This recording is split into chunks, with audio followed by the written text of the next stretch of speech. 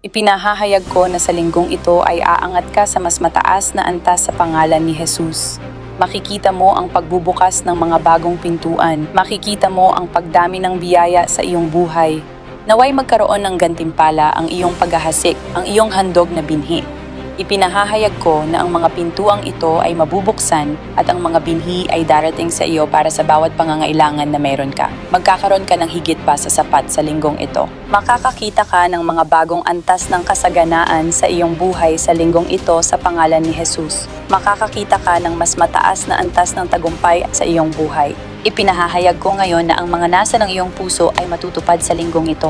Nakikita ko na para sa marami sa inyo, ang inyong mga inaasam ay para sa mga miyembro ng pamilya na makilala nila ang Diyos at maranasan ang mga himala. Ipinahahayag ko na ang mga inaasam ng inyong puso para sa inyong mga kapamilya ay matutupad. Pinapakawalan ko ang mga himala na kailangan ng inyong mga kapamilya, kagalingan, paglaya, tagumpay at pagbubukas ng kanilang mga mata. Tanggapin ninyo ang mga ito sa pangalan ni Jesus.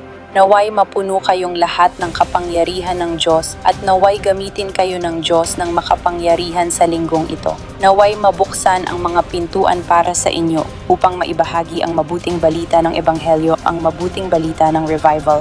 Naway mabuksan ang mga pintuan para sa inyo upang maglingkod sa mga tao, upang pakawalan ang kapangyarihan ng Diyos at ang kanyang pag-ibig sa kanila. At naway magkaroon ng masaganang ani sa pamamagitan ninyo para sa kaharian ng Diyos sa linggong ito sa pangalan ni Jesus.